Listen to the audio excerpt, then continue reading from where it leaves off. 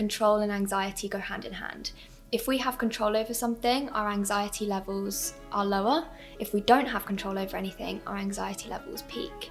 Our body goes through an element of trauma when we go through a breakup. Like I said at the beginning, as humans, we like to be in a companion. We like to have companions. We like to be with people. We don't like to lose people.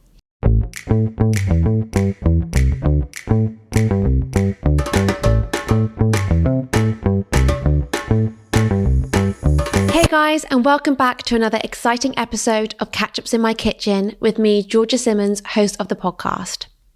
This podcast is about all things food, health and wellness, and in my kitchen this week, I am joined by Dr. Jade Thomas to talk all things relationship health and the effect that it has on our overall health and well-being.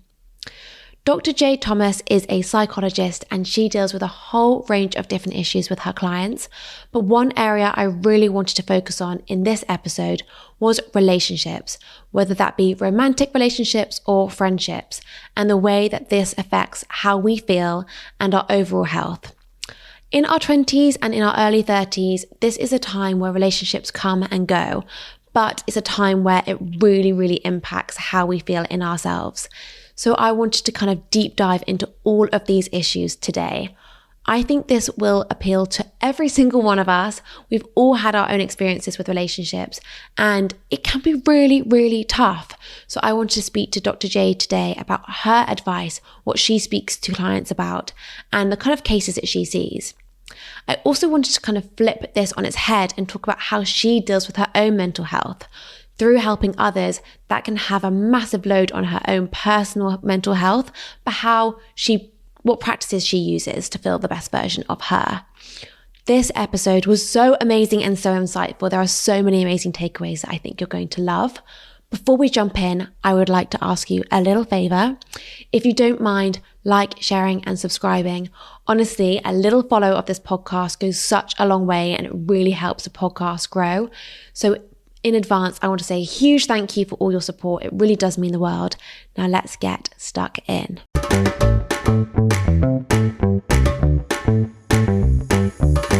Jade, welcome to my kitchen. How are you? I'm good. Thank you for having me. You're so welcome. I am really excited to speak about all the topics we're going to speak about because I don't often talk about things like this on the podcast, so I'm really excited to go into kind of psychology, relationships and health in that kind of area.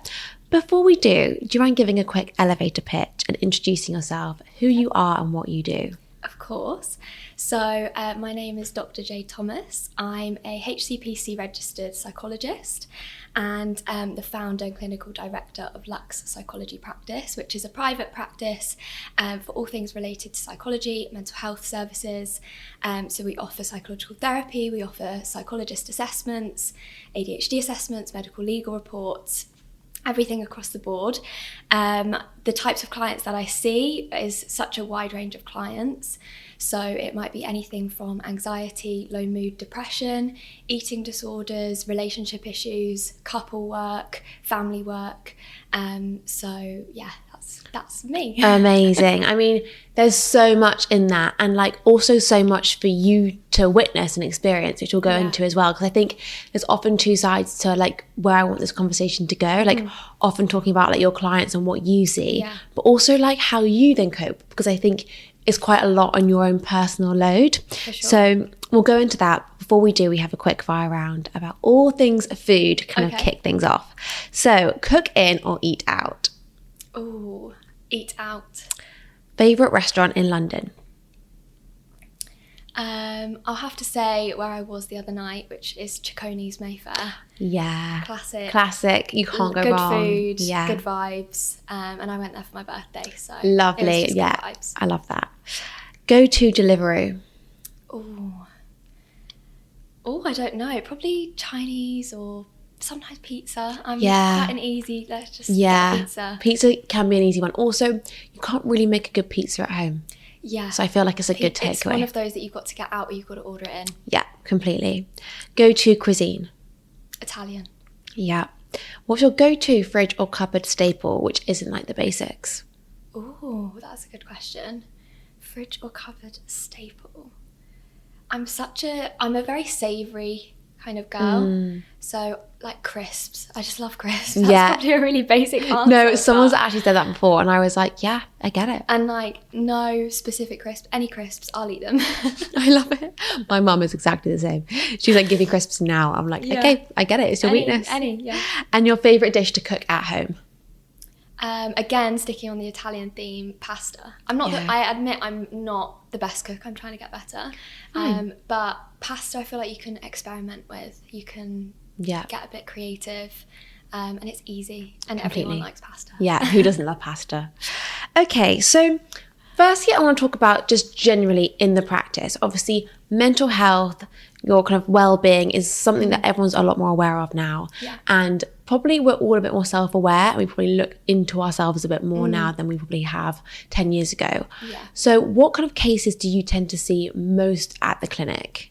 So it's quite interesting. I think because I am a young psychologist, I think clients tend to gravitate towards me. So my client caseload is majority, not all, but majority around 20 to 30 year olds. And obviously with that comes with a lot of social media issues. So it might be body confidence issues, comparison with social media, relationship issues. I think in your 20s and your 30s, it's a huge time where you might be transitioning, and it might be a time where you go through a breakup, or you are trying to, settle down, or you might want to start a family, or it also might be a time where you start to have a change in your friendships as well. So lots of different things, I guess, lots of life changes happen between your 20s and your 30s. So that's a lot of the things that I see in my practice. But then it's also anxiety, low mood, eating disorders are very common, but a lot of relationship issues and maybe self-esteem issues as well. So it's a real wide range of different things. Completely. I think your 20s are a really tough time. It's a time for like self-discovery, and the relationship part, both kind of romantic and friendship, is huge. And like we grow so much as people in our 20s, and with that comes friendship breakups and kind of relationship breakups. And I think often we forget that there's such a link between our own health and well-being and our relationships. So how do you see that? Like when people come to you and say, I feel XYZ, and then you kind of dig a bit deeper and you realize there's something going on with their relationships. What do you see between the link with maybe an unhealthy relationship and then someone not feeling their best? Well, I think relationships are huge because I often say to clients, we are social creatures, we're social animals, and we don't survive well on our own. We are programmed to be around people. We are programmed to be and have relationships, be in relationships, and to have companions. And I think when we start to see breakdowns in that, it's going to have a huge impact on our mental health and our well-being. And it might be something, for example, if a client comes to me and they might be in quite an abusive relationship, whether that be verbal or physical. Verbal is often a lot harder to detect, particularly for the person in the relationship. But if they are in that dynamic, then often it's going to have a huge impact on their self-esteem. And I've seen clients come and they're almost a shell of their former self, partly because of the relationship that they're in. The relationship is so toxic, it's having such a impact on them. Or it might just be something that they go through a relationship breakup, and then we go through a period of loss and grief, and it's almost like a bereavement, and that can have such a huge impact to us as well. But I think, there's so much research, there's so many studies about the actual impact on the brain of when we go through relationship trauma or relationship breakup. Our dopamine levels drop and all our hormones, go all over the place, and it does have such an impact on us, which then leads to physical symptoms. So we struggle to sleep, our eating habits change, we're stressed, and I don't know, maybe it shows up on our skin in some way. So it can have relationships can have such a huge impact. And I think it's partly because we can't control what other people do. We don't have control over other people. And that's often what I'll say to clients is, unfortunately, we can't control other people. And that can have such a huge impact on us. And very often I will say to clients that lots of people come to therapy to deal with people in their lives that aren't in therapy. Yeah. And that's really hard because they can only control themselves. They can only control what they do and what they say and how they behave. And how other people behave is very much out of our control, but it has an impact on us. Completely. And how do you go about dealing with this? So if someone comes in and they may not even know that they're in a toxic relationship. Yeah, very often. Yeah, they may come in with one issue and come out realising that actually what they've gone in for is not what you've kind of spoken about. Yeah, that happens really, really often. So what do you do? Because obviously it's such a sensitive topic. And you can't kind of say to them, well, you shouldn't be with that person, because obviously you can't say that. Yeah. So how do you go about dealing with these situations? So I guess we always start at the beginning. So I'll always start with what the client's coming to me for, what their goals are, what they want to try and achieve in the sessions.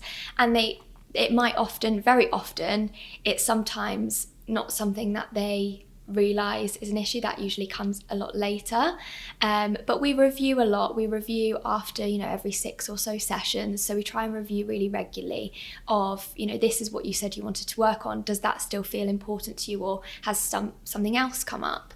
And often they'll say, actually, yeah, this maybe feels a bit more important, but I sometimes will say it's come to my attention after we've had these conversations that actually this is something that's really impacting a lot of areas of your life. So how about we tackle this?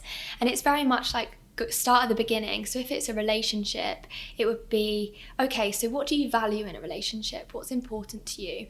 What does a relationship mean to you? What does a relationship look like to you? We might do some work around attachment styles. So just giving them a sense of psychoeducation and self-awareness of their own attachment style, maybe the attachment style and the dynamic that they're in currently. So often it's very common for an avoidant attachment style and an insecure attachment style to be together, but then it's almost like a magnet dynamic where it's like a push-pull sort of dynamic, which can be quite toxic at times. So we might do some psychoeducation and self-awareness around that, just trying to educate them as to who they are and how they relate to people, so that they have more awareness of, actually, this is going on in my life and maybe I need to do something to change that. Yeah. And then we will then go into, okay, so what can you do to change it? So I'll always say, we can't do anything to change it if you don't know what's going on. You need to have that understanding and awareness first. And then we'll think about, okay, what can we do about this? Yeah, completely. So it might be, going back to what type of relationship is important to you. What do you want? What kind of partner are you looking for? Do you feel like your current partner matches this? Often they might say, actually, no. They're not making me feel good, or I'm noticing that they're a cause of a lot of my anxiety or my stress. So then it'll be, okay, what can we do about this? And I'm not going to say to them, maybe you should leave your partner. They don't need me to tell them that. They start to maybe realise that. But then it will be, okay, how can you do that and still feel safe? Who else have you got in your life? Because I think deciding to leave a relationship when you realise it's maybe quite toxic can be such a daunting prospect. Completely. So it'll be, okay, how can we support you through this transition? So I guess it's almost happens in stages. But very often I have clients and they come to me and they are fresh out of a breakup and they want support with, okay, how can I manage this now? They've done that work themselves, and then I just come in to support them through that. Okay. I think also it's really interesting, those questions that you were asking about, like, what does a good relationship look like to you? Yeah. What are you looking for? These things change as we get older, and like what we might be looking for at the age of 16 to 18 might be quite different at the age of 26 to 28. Definitely. And I think that's something that also people need to remember. Like, they could be like, but why is it not right? Because it always used to be. And it's like, yeah, but you sometimes grow in different directions, and like that is okay. Yeah. And I think about, you kind of touched on like anxiety and stuff. I think when we are feeling this drift, I think often we can try and control, like you said, there's two people involved in this, and the other person might not be in therapy either, or might not even be very self-aware, but you're trying to control the narrative. And so you end up doing controlling things which could affect your anxiety, and then maybe eating disorders can come into things. So I think this plays a really important role, because when you are feeling out of control and you are feeling unhappy, you tend to try and control things as much as you possibly can, which then end up having a detrimental effect on your own health. So can you kind of touch on that link? Yes, of course. So control is something that I feel like I bang on about with my clients in sessions a lot. And I'll always say that control and anxiety go hand in hand. If we have control over something, our anxiety levels are lower. If we don't have control over anything, our anxiety levels peak, because we don't like not being in control. As humans, we don't like uncertainty. We like things to be predictable, so much so that we will stay in a pattern of behaviour just because we know how it feels. It feels predictable to us. It feels comfortable. It might not necessarily be the best pattern to be in, but actually we just think, well, it feels scarier to change. So I think control plays a huge role in so many different things, and sometimes it'll be a simple conversation of, okay, what can you control in this situation versus what can't you control? Because if you're giving all your energy to something that you can't control, that is draining your batteries, that is draining your energy, and actually you're not going to change anything at the end of it. So it doesn't mean ignore them, but it just means try to give your energy more to the things that you can control. And that might be it. And sometimes people will say, I don't feel like I've got control over anything. And it might be you've got control over yourself. You've got control over whether you exercise in the morning, the kind of food that you're eating, whether you're seeing your friends and making an effort to be sociable, and all those good things that we talk about that are good for our mental health and well-being. You do have control over those things. So maybe if you try to give your energy to those things, it's going to help you deal with the things that feel outside of your control. Completely. But then you also get, I guess, the other side of it, where eating disorders sometimes come into it. And I guess bit of a disclaimer that sometimes it's important to not simplify that eating disorders are purely around control, because they're so complex. They are so complex to not only diagnose, but just complex because everybody is so different, and the core of them and where they are originating from is so different for so many people, because it might be environmental, it might be due to their upbringing, it might be due to a traumatic experience. But often I do work with clients who use food as a way to control or feel a sense of control, almost a false sense of control, really. And it might not be with food, it might be with alcohol, it might be with substances, but it's almost like self-sabotaging behaviour. And when we do self-sabotaging behaviour, we do it because it gives us that false sense of control. We know what's going to happen, so we almost try to just control it, even though we maybe know the outcome's not good. And I see that a lot when clients maybe don't want to get into a relationship, even though the relationship might be really good. They kind of self-sabotage it because they're worried of the outcome, that maybe that person might leave them before they do. So control is a really interesting one, and something that we talk a lot about in sessions, in therapy, and a lot of work around it. And again, it goes back to psychoeducation around, what strategies can you put in place when you can't control something. Completely. How do you kind of recommend people find that middle ground? So if they are needing to kind of wanting to get some control back in their life, and by doing so they're going to focus on themselves, but then not focus on themselves too much so that it becomes obsessive and they go down the other way. I mean, this is probably like an impossible question to ask, but like, how do you find that kind of balance and middle ground? I think it's hard, but it's about you having self-awareness of, and I think sometimes when people say, oh, you're being so selfish, it gets such a bad reputation. But because actually it's quite good to be selfish. Completely. We should be quite selfish. We should make sure that we're okay. It's like the life jacket analogy I always give to clients. When you're on a plane, they say put your life jacket on before helping others. And it goes back to the same thing. You've got to fill your cup up before helping others. Completely. And so I guess it is about finding that middle ground, having that self-awareness of that actually, you've got to, relationships are 50-50 is another thing that I'll say to clients.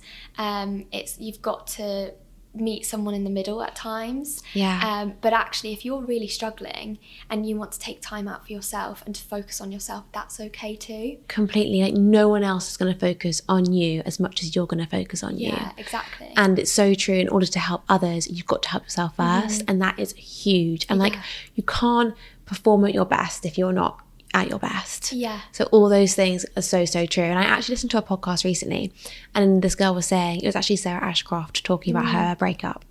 And she was saying how she had a friend who was really sick, and then she broke up with her boyfriend, and then she was better. And I was like, wow, like, this is how much relationships can affect our health. Like, we can even make ourselves ill because we are internalizing so much, and we are losing control or trying to work out what's going on so much that we internalize it and make ourselves ill. When I heard that, I was like, that is crazy. So when you kind of take the leap and gain your control back and like maybe break up with your partner or whatever, that is like, you're jumping into no man's land. It's really, really scary. What do you then advise clients to do? Because I've got lots of friends, I've done it myself, like, it's really scary to kind of do that. And there's a mourning process, and I feel like there are a few stages that you have to get through. So explain that kind of phase. I mean, with breakups, they are traumatic, and I deal with, so one of the things that I say that I specialise in is trauma. And when I say that, I think people think that I'm dealing with these huge traumatic situations that clients are coming with. And often it could just be a breakup. That is traumatic. That is, our body goes through an element of trauma when we go through a breakup. And I think it's important to acknowledge that. And we go through stages of grief. We go through the anger stages. We go through the bargaining stages. We go through maybe the depression stage, and then eventually we come to an acceptance stage. But those stages might happen in different orders at different times. And I think when people go through breakups, it feels so out of their control, unpredictable. They don't know what life now looks like. And there's almost a two-part process. You're kind of mourning the person, but you're mourning the life that you thought you were going to have with that person. And I think it's really important to acknowledge that and allow yourself the time and the grieving time to process that. If you want to cry about it, that's okay. You are going through loss. And like I said at the beginning, as humans, we like to be in a companion. We like to have companions. We like to be with people. We don't like to lose people. We don't do well when we're on our own. We're not meant to be isolated creatures. So I think it's about having that sense of acknowledgement, allowing yourself to go through the emotions and the grief process, but then also knowing what makes you feel good. And I always remind clients that you were okay before you met this person. You will be okay eventually afterwards as well. And I think sometimes it's about reminding yourself of that, surrounding yourself with people that make you feel good, your friends, your family, other people in your life, doing things that make you feel good, eating well, sleeping well, going to the gym or getting outside. And just, I think sometimes it's often hard to find the balance, because I think people are worried that they overly distract themselves, and they sometimes say to me, am I not processing it? Am I just distracting myself? And I think it's not a bad thing to distract yourself if that's going to make you feel good, because actually, what, are you going to sit in a dark room and just, mourn it and then feel even worse? It's okay to distract yourself. It's okay to make nice plans with your friends and keep yourself busy. But I think there's also comes the acceptance part where you've got to just remind yourself that you are going through a tough time. It's okay to have down days. It's okay to reach out for professional support if you need. And I guess it's kind of a transitional process where you are rebuilding your life in a different way that you thought it was going to look. Completely. And I was going to say, like, you're also mourning the person you were, because you were part of a partnership, and you're now back to being someone in their own entity, I guess. Although we are always in our own entity, but you know what I mean? You haven't got that kind of companion there.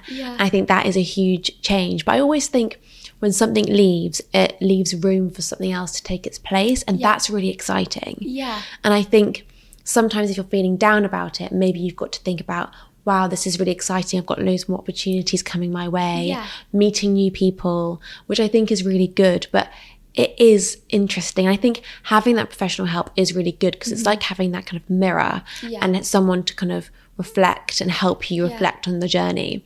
But also journaling is quite good in situations like this. And I know I've never really been someone to journal, but I took to journaling when I experienced something like this. And I was like, it felt really abnormal, but I kind of just let my pen go at night. But actually, in reflection, I think I should be doing it in the morning because at night you're writing how you feel at the end of the day.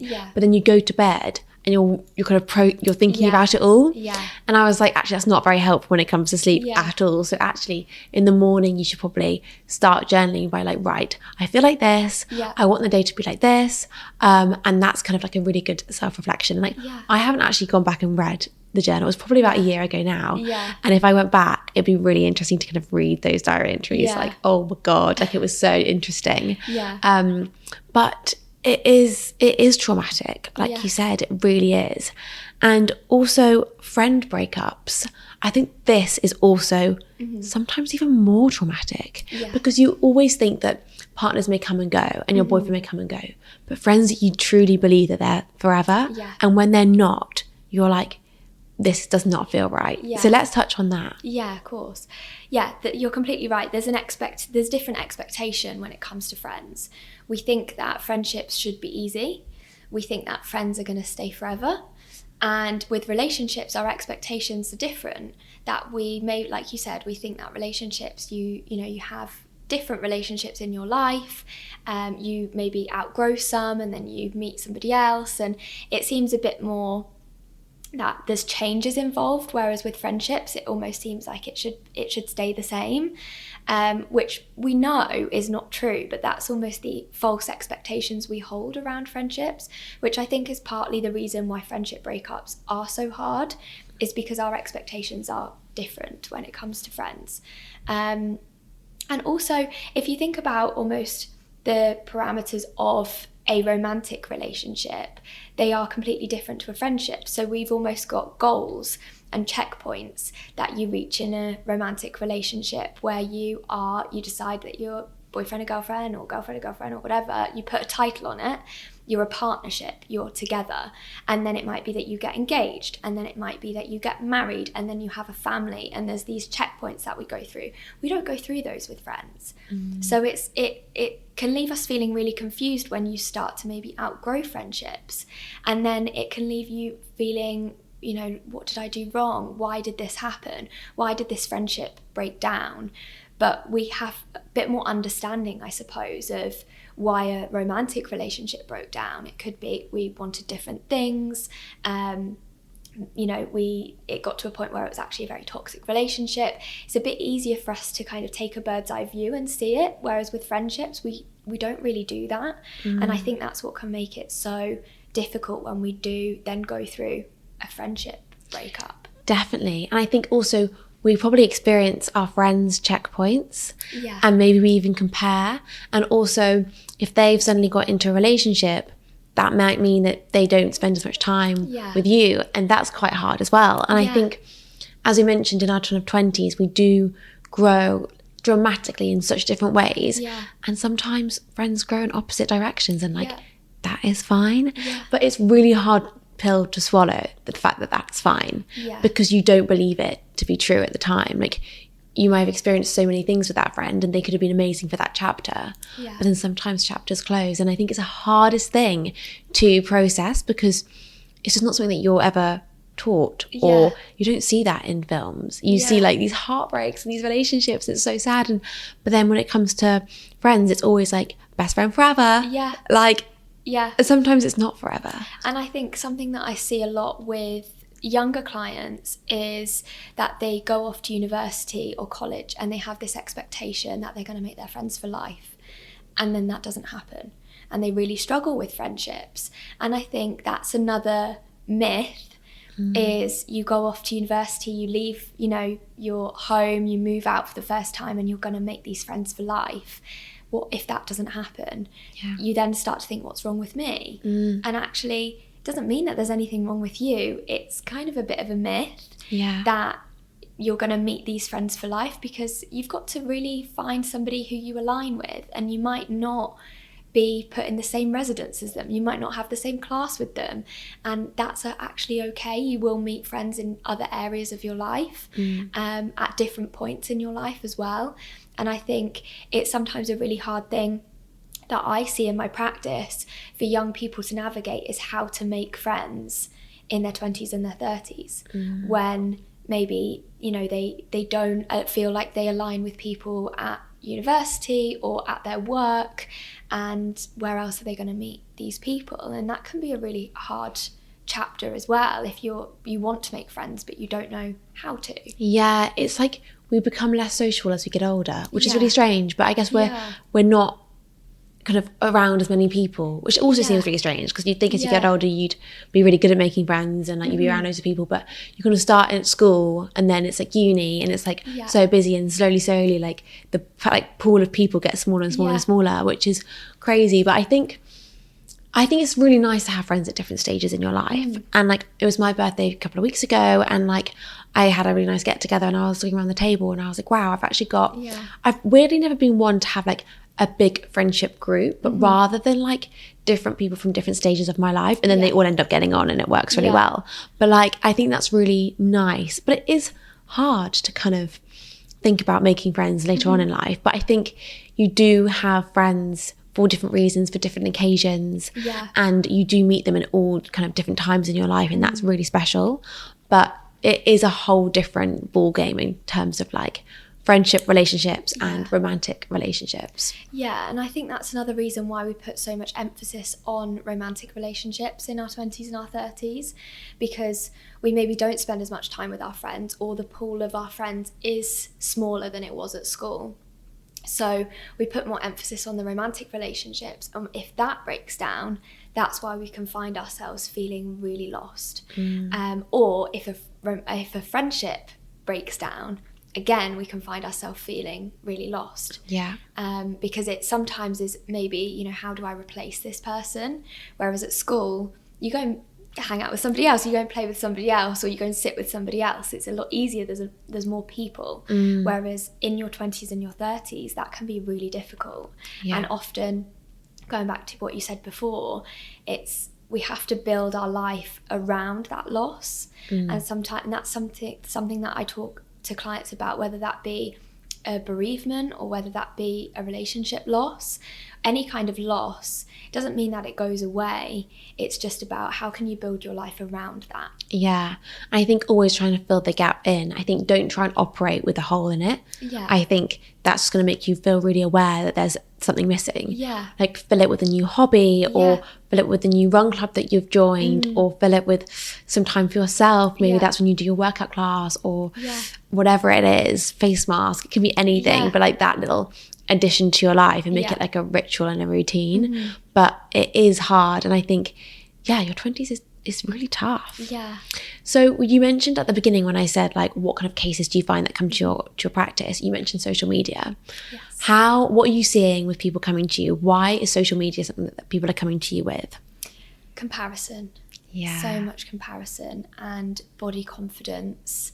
And it might be comparison related to physical appearances, or it might be comparison, like we said before, relationships, or friendships. You know, like you said, we see on these films, or social media, friends forever. Why don't I have that?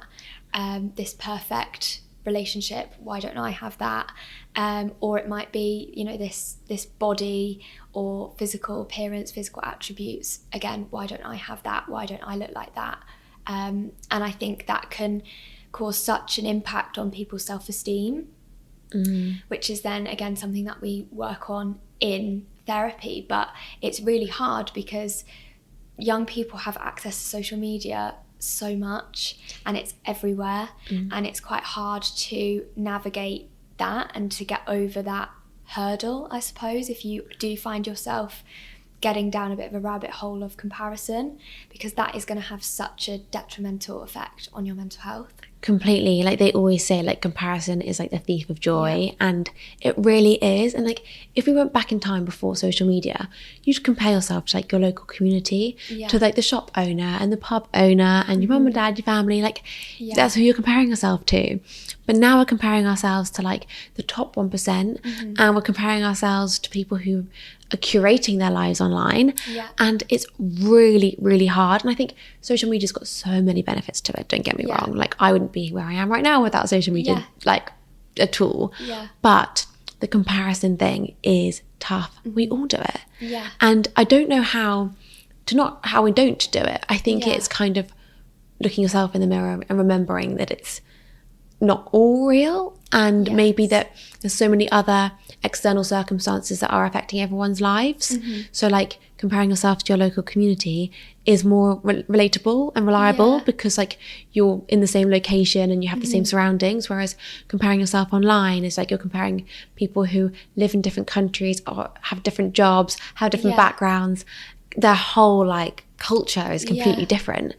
But it is crazy because we can compare ourselves to people all over the world now, whereas before it was like just within a small radius. So that's really tough. And how do you kind of deal with clients who are struggling with comparison? I think I'll sometimes ask them, are you finding this, like you said, positive, inspiring? Because if you're finding it inspiring, that's great. If you're finding that actually it's not making you feel good, then you need to do something about it. Whether that be unfollow that account, unfollow that page, don't look at it if it's not making you feel good. Don't get yourself into a rabbit hole. Be quite mindful of how long you're spending on social media, maybe, if you are finding that it's having a negative impact on you. So just small behavioural things. But that's hard. You've got to be quite tough with yourself and remind yourself. Sometimes I'll say to clients, you know, when you're finding yourself doing that, checking things or comparing or searching for things that you know aren't making you feel good, ask yourself in that moment, why am I doing this? Is this making me feel good? The answer is probably no. So why am I going to continue to, when I have control, going back to control, make myself feel worse about myself or about my life or whatever it might be? So do something about it. But that can sometimes, it's like breaking a bad habit. We've got to get into a practice of, no, I'm only going to give myself a dedicated amount of time that I'm going to look, or I'm going to unfollow this account, or I'm not going to look at this, or I'm going to take a break, or whatever it might be. So I guess it comes more around the behavioural strategies that we can do. Completely. And actually just thinking, maybe it's actually tapping into an insecurity that you didn't even know you had. And if you are using it as a positive, like it's inspiring you and motivating you, that's really great, like you mentioned. But the same thing, you could be watching the same account and find it's having a negative effect on you, maybe because you're not happy in your current job position, you're not happy with the amount of money you're earning or where you're living. If that's what you're feeling and you're comparing, then maybe the result of that is actually you need to speak to your boss and get a pay rise or change job or to move flat. Like maybe it's actually tapping into something. So I think there are pros and cons obviously to social media, and I think maybe it keeps you kind of striving, which is really good. But then I think it's always, I mean, I'm really bad for this, but enjoying the journey and enjoying the process of getting to where your goal is. And I think that's something I really struggle with. I'm always like wanting the next thing, the next thing, the next thing. But I think, if social media is encouraging you, that's fantastic. But if it's starting to bring you down, like you said, the good thing with social media is you can just unfollow. That exists, which is, great. So with all of this, how do you cope? Because you have different clients throughout the day, all with different issues, all with different situations coming to you, and you're there giving them advice. At the end of the day, sometimes you might feel really drained, and maybe some people, suck all your energy out. How do you keep your mental health strong when you're helping others? I think 3 things. I've got to make sure that I'm utilising my own support system, talking and spending time with my friends, my family, my loved ones, and then also making sure that I exercise, get out of the house, get outside, get away from my computer, and I really enjoy Pilates, tennis. I just find that when I'm doing those things, it just takes my mind off it completely, and I'm just focused, I'm more in the moment. But then also just allowing myself, and this is something that, I mean, it's been quite hard for me to learn. I've been in education now for a very long time, you know, did my undergrad, my doctorate, and I got myself into a habit where I found it really hard to rest and not feel guilty for it and not be doing something. And I think when you own a business, you're resting, but your mind is still going and you're still thinking about things. You think, I need to do this and I need to do that. So really trying to actually have some dedicated rest time, which is something that I'm still learning to do. And I think all of us are probably still managing that. And I think for me, it's because I've been, you know, studying for such a long time and getting myself in such a like academic mindset, and then running a business is just constant all the time. There's always something to do. But yeah, trying to allow myself that rest time. And whether that my rest time be that I'm playing tennis or doing something or just hanging out with my friends and family. But almost allowing myself to switch off. I'm terrible at that as well. It's so hard. Like, I just feel so much guilt when I'm sat on the sofa thinking I could be doing a million other things. But then you've got to remind yourself that those million other things won't be very productive if you're not rested.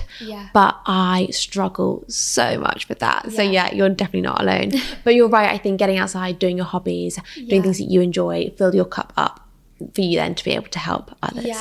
Do you find that because of what you do as a job, you end up kind of helping your family and your friends out? Like if they're coming to you with just a girly chit chat, do you then have to kind of like switch yourself out of like being the doctor to then being friend? Sometimes. But actually, I think because I'm very lucky that my friends have been my friends since before I qualified as a psychologist. So they just know me as Jade. However, I've always been somebody I'm always the friend that I will give a listening ear to. That's just my nature. That's probably the reason I am a psychologist.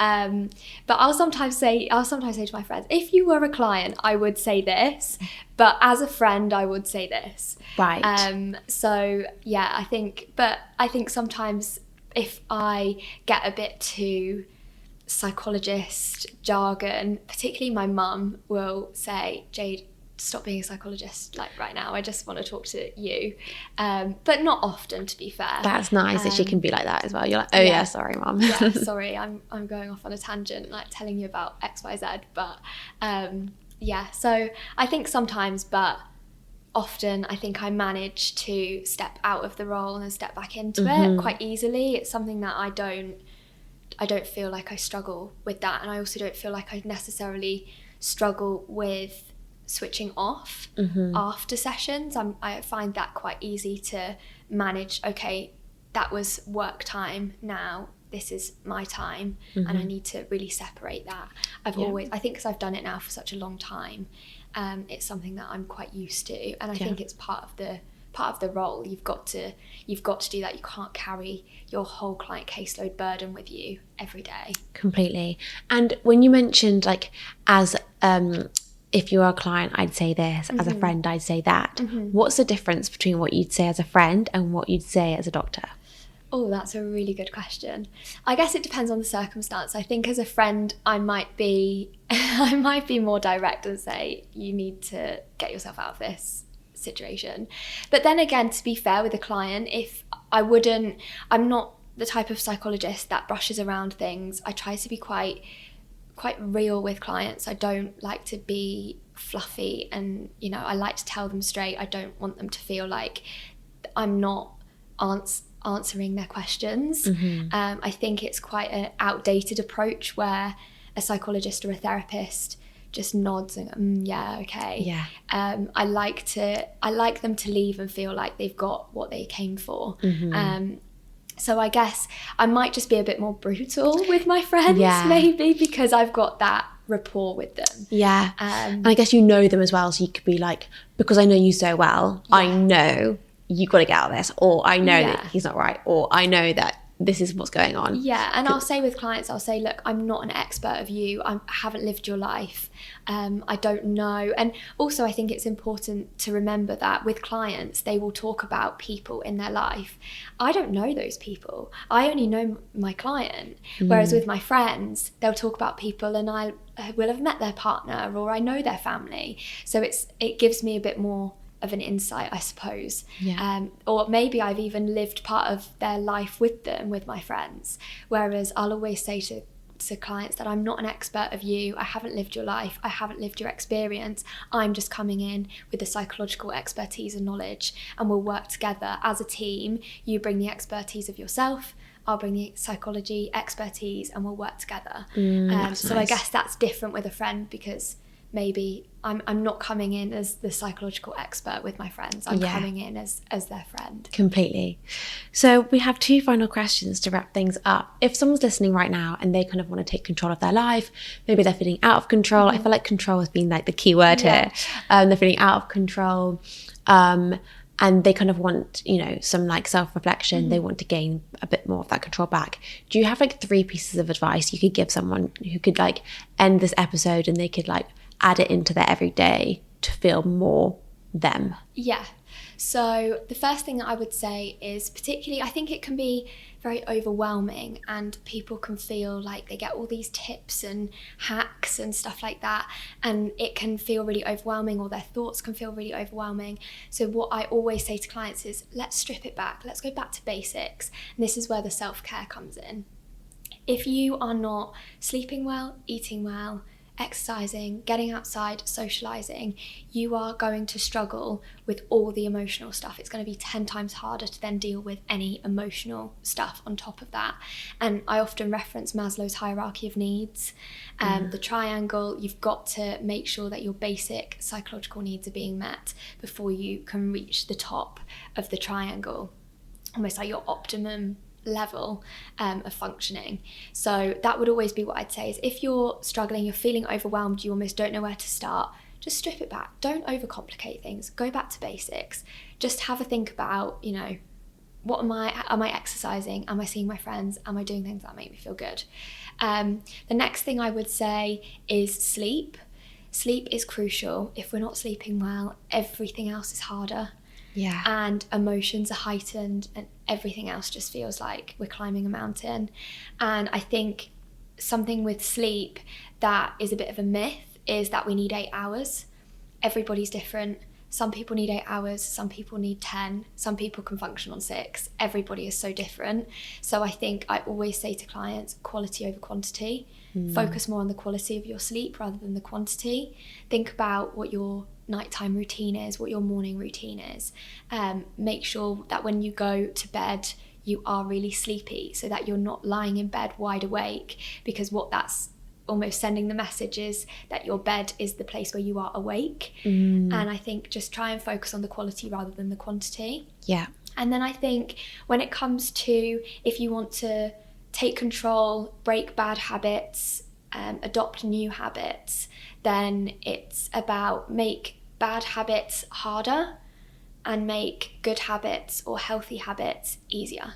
So if it's around, I don't know, that you want to stop snacking on junk food, put it out of sight, don't buy it, put it at the back of the cupboard, so that when you almost go to that autopilot to go and get that bag of crisps or cookie or whatever, it's not there. And then you think, oh yeah, I'm trying to break this habit. Yeah. If you want to adopt a good, positive new habit, for example, let's say you want to start going to a workout class at 7 o'clock in the morning, make it really easy. Leave your gym stuff out. Get everything ready the night before. Maybe go with a friend so it makes it more enjoyable. Make it easy so that you enjoy it rather than dread it, because then you're more likely to continue it. So that would be what I would say. They are really good pieces of advice, and you're so right on sleep. Sleep for me is the thing that I would neglect first. Like if I'm busy, or I'm always like, I'll reduce the hours of sleep rather than anything else. Like eating well is a non-negotiable, exercise for me is a non-negotiable. Those things are like my bread and butter. Yeah. Sleep is a one thing, but I'm getting a lot better. And I think finding your sleep routine, like for me, I've got to read before I go to bed, even if it's just 2 pages, just to help wind down. And also, one piece of advice I always have is like, if you have had a bad night's sleep, change your sheets for the night before, for the next night, because then you're like fresh, clean slate. I always think getting back into your bed, if you've had a really bad night's sleep, you're just like, you're dreading it. I think if you wash your sheets or do something or spray, I mean, I'm a bit weird, I always spray my room with lavender and all of that, but like I think that really helps, like creating a new scene for sleep. But yeah, you're so right, it is imperative to get good sleep, because then everything else is a lot easier. So my final question is bringing things all back to food again, and that would be, what is your last meal? So starter, main course, dessert, what would it be? See, I'm so like, it's not very interesting. I guess my starter would probably be one of two: calamari or halloumi fries. Oh, no one said halloumi fries on here actually. I love halloumi fries. With harissa glaze. Nice. My main, I mean, it's going to be no surprise to people that know me, spaghetti bolognese. Yeah, you can't go wrong. I'm plant-based, so I would always have like a lentil bolognese, but like it's that kind of comfort, isn't it? And comfort, it's just food. It's rare that you get a bad bolognese anywhere. And then dessert, I'm not really like a sweet person, but maybe like a brownie with ice cream. Nice. Good one. Jade, thank you so much for coming on. This has been so interesting. I feel like, I don't know why, I think breakups and friend breakups come in seasons, and I feel like pre-summer I may just be talking absolute rubbish, but if this is the case and you're listening, then okay, good.